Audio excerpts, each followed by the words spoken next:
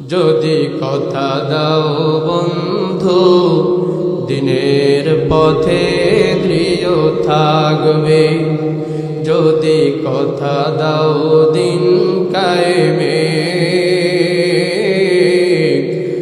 অগ্রণী ভূমিকা রাখবে, তবে তোমাকে গান শোনাবো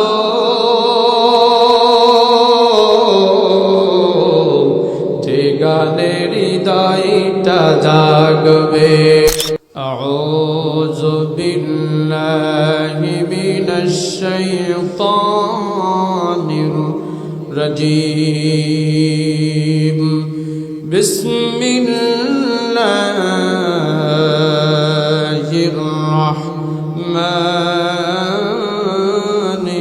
রাহিম। আলিফ লাম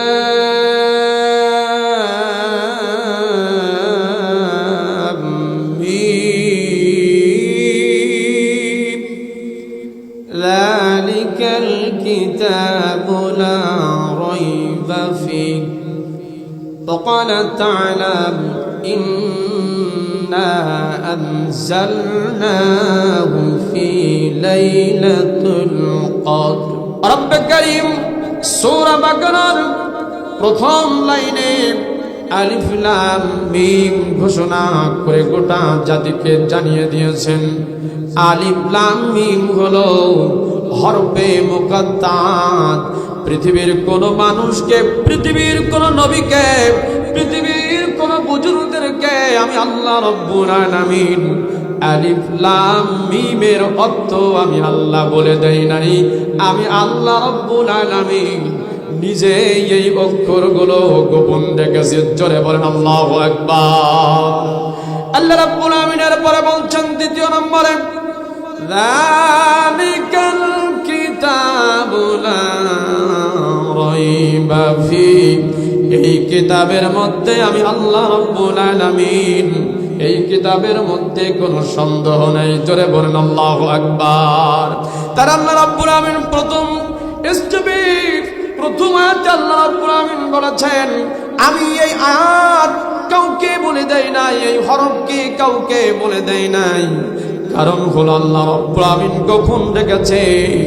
আল্লাহ রাব্বুল আলামিন কাল হাসরের মাঠে যাদেরকে জান্নাত দিবেন, জান্নাতুল ফেরদাউসের মধ্যে আল্লাহ রাব্বুল আলামিন এই হরফে মুকাত্তাতের আলোচনা করবেন। কোন আল্লাহু আকবার।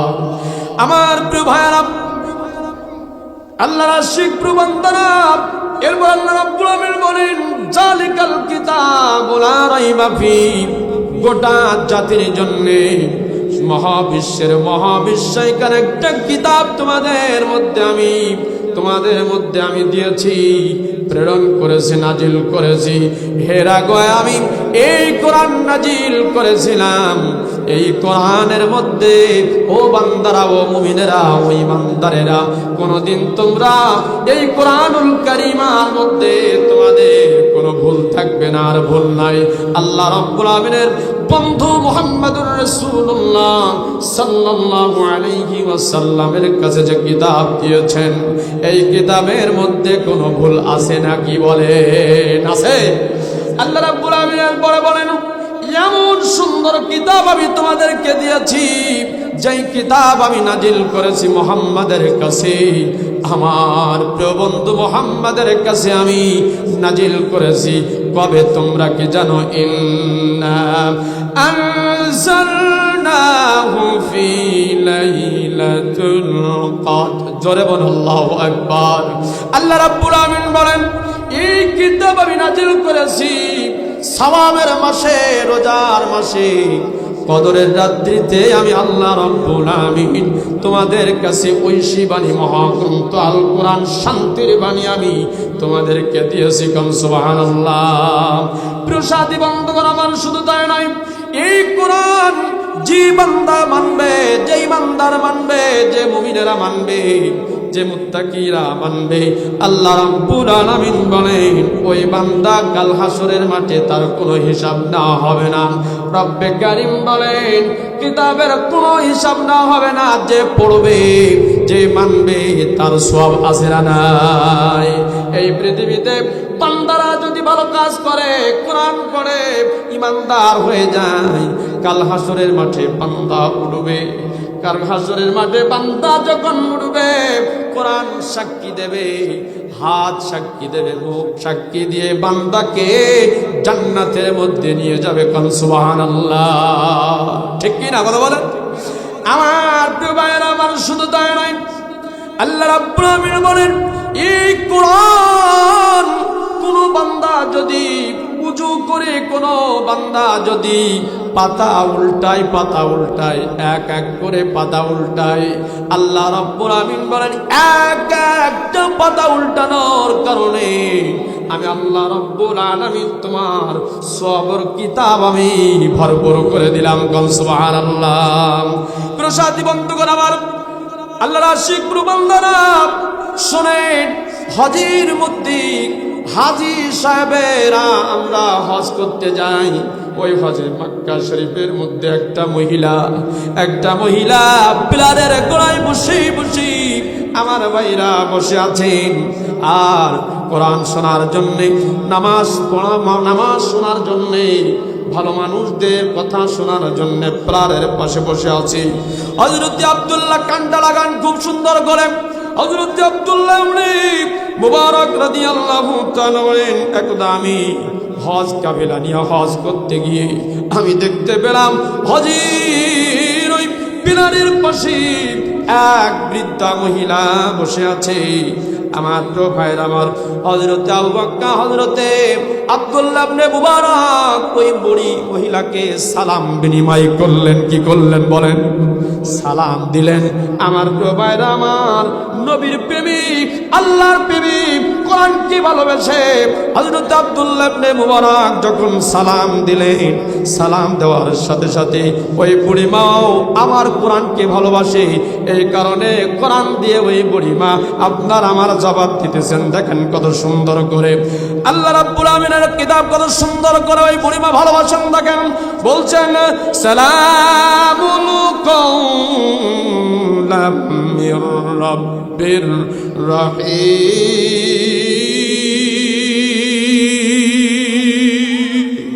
আমার প্রিয় ভাইয়েরা আমার, আব্দুল্লাহ ইবনে মুবারক যখন সালাম বিনিময় করলেন, বুড়িমা কোরআন সুন্দরভাবে, এত সুন্দরভাবে তেলাওয়াত করলেন, কোরআন বোঝার জন্যে, মানার জন্যে।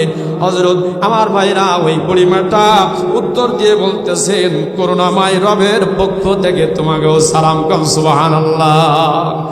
সালাম দিলে সওয়াব, নিলেও সওয়াব। কোন সুবহানাল্লাহ। আমার প্রিয় ভাইরা আমার, ওই আব্দুল্লাহ ইবনে মুবারক কি করুণাময় করলেন, রহমতের দোয়া করলেন ওই বুড়িমা। এরপরে আমার ভাইরা আব্দুল্লাহ ইবনে মুবারক আমি তোমাকে সালাম দিলাম বললেন। আমি তোমাকে সালাম দিয়ে জিজ্ঞাসা করলাম তুমি এখনো কি করতেছো, এখানে তুমি কি করতেছো? এই পিলারের গোড়ায় বসে বসে ও বুড়িমা তুমি কি করতেছো?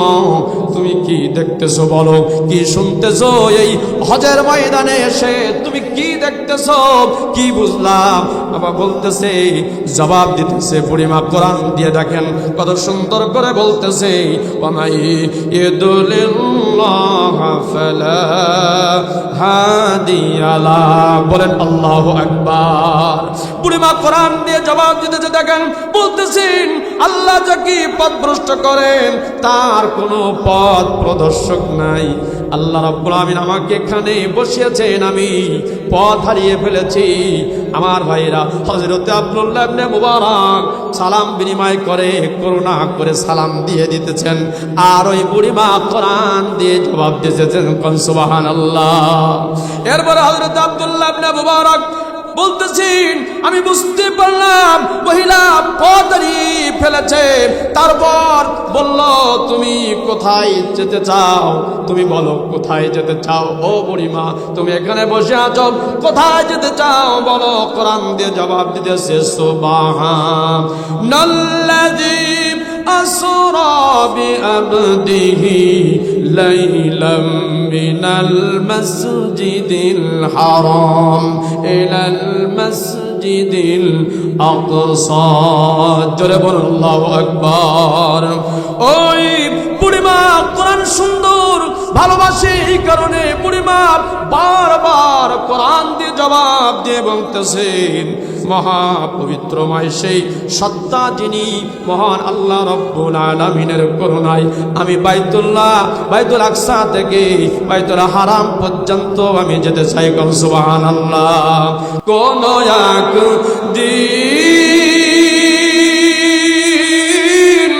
এদেশের আকাশে কালিমার পতাকা দুলবে, সেদিন সবাই খোদার বিধান পেয়ে দুঃখ বেদনা ভুলবে। সেদিন আর রবে না হাহাকার, অন্যায় জুলুম অবিচার, থাকবে না দুরাচার দুর্নীতি কদাচার, থাকবে না দুরাচার দুর্নীতি কদাচার, সকলেই শান্তিতে থাকবে। কোন একদিন এদেশের আকাশে কালিমার পতাকা দুলবে, সেদিন সবাই খোদারি বিধান পেয়ে দুঃখ বেদনা ভুলবে। এই মহিলার একটা উদ্দেশ্য হলো, এই মহিলা বাইতুল আকসা থেকে বাইতুল হারাম পর্যন্ত এই কারণে যাবে, কারণ ওই বুড়ি মহিলা হলো হজের ময়দানে আপনার আমার নিরাপদ পান, ঠিক কিনা? বাইতুল আকসা থেকে বাইতুল হারাম পর্যন্ত আপনার আমার এই বাংলাদেশে যখন নাইনসাফ প্রতিষ্ঠা হয়ে যাবে, হজের ময়দানে যেমন মানুষটা নিরাপদ, বাংলাদেশও নিরাপদ থাকবে। কথাগান ঠিক কিনা? আল্লাহ রাব্বুল আমিন বলতেছেন লাওয়ানজালনা হাযাল কুরআন আমানু ওয়াত্তাকু লাফাতাহনা মিন বারাকাতিম মিনাস সামাই ওয়াল আরদ। আল্লাহ রাব্বুল আমিন বলতেছেন বান্দারা যখন ন্যায়পরায়ণ হয়ে যাবে, ওই বুড়িমার মতো যখন হাজির ময়দানে ওই বুড়িমা বসে আছে নিরাপদে, বান্দারা এই পৃথিবীতে যারা ন্যায়পরায়ণ হয়ে যাবে, ইনসাফ প্রতিষ্ঠা হয়ে যাবে, আল্লাহ রব্বুল আলামিন বলেন আসমান থেকে আমি আল্লাহ রব্বুল আলামিন দরজাগুলো খুলে তোমাদের রহমতের বৃষ্টি দিয়ে দেব। সুবহানাল্লাহ। প্রিয় ভাইরা আমার, যদি গ্রামগঞ্জে শহরে বন্দরে সংসদ পর্যন্ত যদি ন্যায় প্রতিষ্ঠা হয়ে যায়, আপনার আমার লাভ আছে না? কথা বলেন। লাভ আছে এই কারণে যে মানুষরা সুদ খেতে পারবে না, মানুষের অন্যায় করতে পারবে না, মানুষের আপনার জেনা করতে পারবে না। এই কারণে ন্যায় এবং প্রতিষ্ঠা আমরা করতে চাই। কথা ঠিক কিনা? ইসলাম প্রতিষ্ঠা করার একটাই কারণ হল, ইসলামকে বিজয় করার একটাই কারণ হলো যারা দুর্নীতিবাজ, যারা আপনার লুটতরাজ, যারা আপনার জেনাকার, এরা শহীদ হয়ে যাবে। কথা ঠিক কিনা? প্রসাদী বন্ধুগণ আমার, আল্লাহ রাব্বুল আমিন বলে ইন্নাদ-দীন ইনদাল্লাহিল ইসলাম। দিন যদি পরিপূর্ণ হয়ে যায়, বাংলার মানুষের শান্তি, গোটা মানুষের শান্তি। আমার প্রিয় ভাইয়েরা আমার, এই পৃথিবীতে যদি অন্যায় অবিচার না থাকে, শান্তি আসবে ঘরে ঘরে। কথা ঠিক কিনা? কথা বলেন ঠিক কিনা? আল্লাহ রাব্বুল আমিন আপনাকে আমাকে এমন একটা দেশ, এমন একটা সুন্দর পরিবেশ ন্যায় এবং ইনসাফের পরিবেশ ইসলাম আল্লাহ রাব্বুল আমিন যেন প্রতিষ্ঠা করেন, সবাই বলে আমিন। আল্লাহ রাব্বুল আমিন বলেন ওয়াতাসিমু বিহাবলিল্লাহি জামিয়া, ওয়াতাসিমু বিহাবলিল্লাহি জামিয়া। তোমরা যদি ইসলামকে আঁকড়ে ধরতে পারো সীসা ঢেলা প্রাচীরে নাই, সীসা ঢেলা প্রাচীরে নাই যদি তোমরা ইসলামকে আঁকড়ে ধরতে পারো, কোন বাতিল শক্তি মুনাফিক ইহুদি নাসারা খ্রিস্টানেরা কোনদিন তোমাদের উপরে গিয়ে ইসলামকে দাবিয়ে দিতে পারবে না। কোনদিন আপনারা আমার কোরআনকে অপমান করতে পারবে না, আলেমদেরকে অপমান করতে পারবে না। আর শুধু তাই নয়, তোমাদেরকে কোনদিন ইসলাম থেকে দূরে থাকতে পারবে না। ঠিক কিনা? কোরআন যদি বিজয় হয়ে যায়, কোন নাস্তিক আপনার আমার উঠে আপনার আমার চালা দেবে না, কারণ আলেমদেরকে কোনোদিন সে বন্দী করতে পারবে না, কোন আইন শৃঙ্খলা বাহিনী করতে পারবে না, কেউ করতে পারবে না। কারণ কোরআন প্রতিষ্ঠা হয়ে গেলে সংসার ঘর রান্নাঘর থেকে শুরু করে সংসার পর্যন্ত যদি কোরআন প্রতিষ্ঠিত হয়ে যায়, তাহলে আপনার আমার পরিবারের লাভ, আপনার আমার সংসারের লাভ, আপনার আমার সংসার থেকে আপনার আমার সব কিছুতে আপনার আমার লাভ। সম্মত হাজিরিন মুসল্লি کرام ভাইরা, কলিজার ভাইরা, আল্লাহ রাব্বুল আমিন আপনাকে আমাকে কোরআন মানার এবং বোঝার তৌফিক দান করেন, সবাই বলি আমিন। ইসলাম বিজয় করার জন্য আপনাকে আমাকে কাজ করতে হবে। আল্লাহ রাব্বুল আমিন বলতেছেন ওয়াতাসিমু বিহাবলিল্লাহি জামিয়া। আমরা যদি একত্রিত থাকতে পারি, আমরা যদি সীসা প্রাচীরে নাই থাকতে পারি, ইসলামকে বিজয় করার জন্য কোরআন আপনার আমার আঁকড়ে ধরতে হবে, নামাজ আপনার আমার আঁকড়ে ধরতে হবে, একতাবদ্ধ হতে হবে, ইসলাম আঁকড়ে ধরতে হবে, তাহলে আপনার আমার ইসলাম বিজয় হবে। কথা বলেন ঠিক কিনা? আমরা তো মুসলমান, ঠিক কিনা? আমরা তো মুসলমান, আমরা তো মুসলমান থেকে এসেছি, আদম আর হাওয়া থেকে আল্লাহ রাব্বুল আমিন আমাদেরকে পয়দা করেছেন। কিন্তু দুনিয়াতে এসে আমরা বিভক্ত হয়ে গেছি। কথা বলেন ঠিক কিনা? দুনিয়াতে এসে আমরা বিভক্ত হয়েছি। কেউ আহলে হাদিস করি, কেউ হানাফি করি, কেউ অন্য অন্য মাযহাব আমি মানি, কিন্তু হাসরের মাঠে আল্লাহ রাব্বুল আমিন আপনাকে আমাকে ৭৩ দলে কাতারে আপনারা আমার কি করবেন? দাঁড় করাবেন। হাদিসের মধ্যে আসতেছেন ১৯৯৯ জন জাহান্নামে যাবে। কোথায় যাবে বলেন? ১৯৯৯ জন জাহান্নামে যাবে। তাহলে 1% আছে না? তাহলে আমরা আপনি কোথায় যাব? কথা বলেন ঠিক কিনা? সম্মানিত হাজিরিন, কলিজার ভাইরা, আল্লাহ রাব্বুল আমিন আপনাকে আমাকে এই দুনিয়া থেকে যাওয়ার আগে নামাজ প্রতিষ্ঠা করতে পারি, ঈমান আর আমল আপনি আমি গড়ে যদি কবরে যেতে পারি, আমরা সবাই আমরা যদি যেতে পারি, কিন্তু আমি এই বক্তব্য দিতে আমার কোনো লাভ না, আপনাদের লাভ। কথা বলেন ঠিক কিনা? আপনি আমি যদি সুবহানাল্লাহ বলি, আমার কোনো লাভ নাই। আমি বলবো আমার লাভ আছে, কিন্তু আপনি বললে আপনার সব আছে না নাই? সম্মানিত হাজির মুসল্লি کرام ভাইরা, কলিজার ভাইরা, আল্লাহ রাব্বুল আমিন আপনাকে আমাকে সকলকে আল্লাহ রাব্বুল আমিন কবুল আর মঞ্জুর করেন, সবাই বলি আমিন। এই দুনিয়া থেকে আপনি আমি যদি কবরে যাই, ঈমান আর আমল যদি না নিয়ে যাই, আপনার আমার কোনো কাজে আসবে বলেন? আপনার আমার কোনো কাজে আসবে না। আপনি যদি ঈমান আর আমল নামাজ নিয়ে যেতে পারেন, কবরে, হাসরে, মিজানে, ফুলসিরাতে আপনার আমার লাভ। কথা বলেন ঠিক কিনা? কোরআনুল কারীমের মধ্যে আসতেছেন এই দুনিয়ায় সন্তান, স্ত্রী, যা কিছু আছে মায়ার জিনিস, এত সুন্দর মায়ার জিনিস, এগুলো সব ফিতনা। এগুলো কি? এগুলো সব ফিতনা। আপনি আমি সংসারের জন্য আজীবন কাজ করে যাবেন, কিছুই কাজে আসবে না আপনি আমি যদি নামাজ না পড়ি। কথা বলেন ঠিক কিনা? কাল হাসরের মাঠে আল্লাহ রাব্বুল আমিন প্রথম প্রশ্ন করবেন, আউয়ালু মা ইউহাসাবু বিহিল আবদু ইয়াউমাল কিয়ামাতিস সালাহ। এ বান্দা নামাজ পড়েছিলে কিনা বল। সম্মানিত হাজিরিন, আল্লাহ রাব্বুল আমিন আপনাকে আমাকে নামাজ পড়ার তৌফিক দান করেন, সবাই বলি আমিন। সম্মানিত হাজিরিন, আমরা যে দোয়া করি, নামাজ অন্তের পরে দোয়া করি না, কিছু মানুষ বলে বেদাত।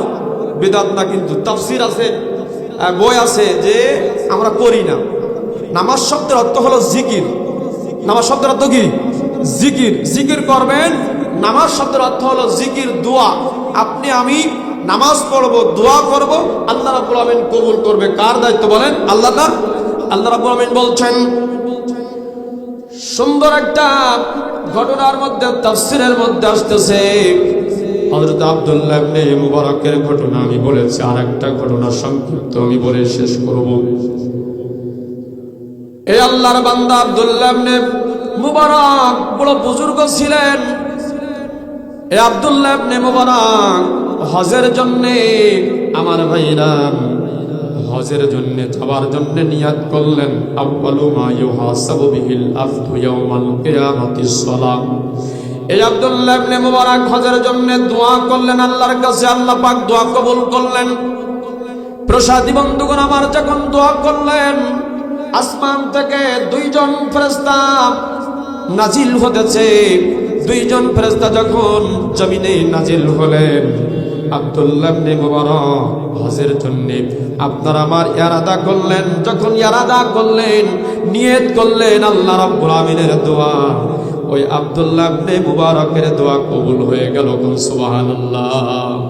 যখন আব্দুল্লাহ ইবনে মুবারক যখন দোয়া করলেন, দোয়া করার পরে যখন কবুল হয়ে গেল, তার সাথী বন্ধুরা বললেন, ও আব্দুল্লাহ ইবনে মুবারক বুজুর্গ শোনো, আমরাও তোমার সাথে যেতে চাই।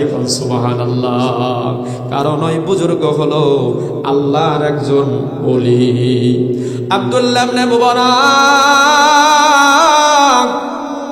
দোয়া যখন কবুল হয়ে গেলেন আল্লাহ রাব্বুল আমিনের কাছে, সাথীরা বললেন, তুমি একজন ইমানদার, তুমি একজন মুমিন। কারণ কোরআনুল কারীমের মধ্যে আসতেছে, আসসালাত আকিমুস সালাত ওয়া আতাউল যাকাত ওয়া আতাসিমু বিলহাক্কি ওয়া আতাসিমু। আল্লাহ রাব্বুল আমিন বলেন, তোমরা নামাজ আদায় করো, যাকাত দাও এবং রুকুকারীদের সাথে তোমরা রুকু করো। সুবহানাল্লাহ। হযরত আব্দুল্লাহ ইবনে মুবারক সাথীদেরকে নিয়ে হজ কাফেলার জন্য পাড়ি জমালেন। আমার ভাইরা প্লেনে উঠলেন, সাথীদেরকে নিয়ে প্লেনে উঠলেন, কারণ নিয়ত আল্লাহ দরবারে কবুল হয়ে গেছে। এই আব্দুল্লাহ ইবনে মুবারক যখন হজের ময়দানে চলে গেলেন, মক্কা শরীফে যখন চলে গেলেন, হারাম শরীফের মাঝে আরাফাতের ময়দানে এই আব্দুল্লাহ ইবনে মুবারক আমার ভাইরা শুয়ে আছেন সাথীদেরকে নিয়ে, ক্লান্ত শ্রান্ত শরীর নিয়ে। আব্দুল্লাহ ইবনে মুবারক যখন শুয়ে আছেন সাথীদেরকে নিয়ে, আল্লাহ রাব্বুল আমিন আব্দুল্লাহ ইবনে মুবারককে স্বপ্ন দেখাতেছেন, ও আব্দুল্লাহ ইবনে মুবারক শোনো শোনো, এই হজের ময়দানে তুমি এসেছো, তোমাদের সাথীদেরকে নিয়ে এসেছো। শোনো শোনো আব্দুল্লাহ ইবনে মুবারক, এবার কয়জন হাজী সাহেব হজ কবুল হবে তুমি কি জানো নাকি? আব্দুল্লাহ ইবনে মুবারক যখন স্বপ্ন দেখতেছেন, ওই আসমান থেকে দুইজন ফেরেশতা এসে কানে কানে বলতেছেন, ও আব্দুল্লাহ ইবনে মুবারক শোনো শোনো, এইবার কিন্তু হজের ময়দানে 6 লক্ষ হাজী সাহেব হজ করতে এসেছে। সুবহানাল্লাহ। যখন এই কথা শুনতে পেলেন কানে কানে দুইজন ফেরেশতা বললেন, তখন আব্দুল্লাহ ইবনে মুবারক উঠে বসলেন। ঘুম হঠাৎ ভেঙে গেল। আব্দুল্লাহ ইবনে মুবারক যখন উঠে ডুকরে ডুকরে কাঁদতেছেন আর বলতেছেন, আমি অধম গুনাহগার, সাথীদেরকে নিয়ে হজ কাফেলার জন্য আমি এসেছি, কিন্তু 6 লক্ষ হাজী সাহেবের মধ্যে আমার হজ আল্লাহর দরবারে কবুল হবে কি আমি জানি না। আমার প্রিয় সাথী বন্ধুগণ, আশিকি প্রিয় বান্দারা, ডুকরে ডুকরে যখন আব্দুল্লাহ ইবনে মুবারক কাঁদতেছেন, আমার ভাইরা দুহাত তুলে আল্লাহর দরবারে যখন প্রার্থনা করতেছেন, আল্লাহ রাব্বুল আলামিনের আসমানে জোশ লেগে গেছে। সুবহানাল্লাহ। কারণ আব্দুল্লাহ ইবনে মুবারক হলো বুজুর্গ আল্লাহর, কথা ঠিক কিনা? আব্দুল্লাহ ইবনে মুবারক হলো আল্লাহর প্রিয় বান্দা, আব্দুল্লাহ ইবনে মুবারক হলো ইমানদার মুত্তাকি। এই জন্য আল্লাহর দরবারে আল্লাহর কাছে গিয়ে দোয়া করতেছে সাথীদেরকে নিয়ে, আর আল্লাহ রাব্বুল আলামিনের আসমানে জোশ লেগে গেছে যে আব্দুল্লাহ ইবনে মুবারকের প্রার্থনা কবুল করতে হবে। সুবহানাল্লাহ। আমার প্রিয় ভাইয়েরা আমার, যখন এই দোয়া করলেন আল্লাহ রাব্বুল আলামিনের আসমানে জোশ লেগে গেল। আল্লাহ রাব্বুল আলামিনের ফেরেশতাদের কানে কানে বলতেছে, আব্দুল্লাহ ইবনে মুবারক, ও আব্দুল্লাহ ইবনে মুবারক শোনো শোনো, তুমি স্বপ্ন দেখালাম আমি, উঠে যখন তুমি সুন্দর করে আমার কাছে প্রার্থনা করতেছো, আমার কাছে তুমি মোনাজাত করতেছো, আব্দুল্লাহ ইবনে মুবারক এই 6 লক্ষ হাজী সাহেবের হজগুলো কবুল আজকের হতো না, 6 জনের হজ কবুল হতো, কিন্তু তুমি বুজুর্গ ইমানদার, তুমি আল্লাহওয়ালা, এই কারণে আমি সকলকে 6 লক্ষ হাজী সাহেবের হজ আমি কবুল করে নিলাম। সুবহানাল্লাহ।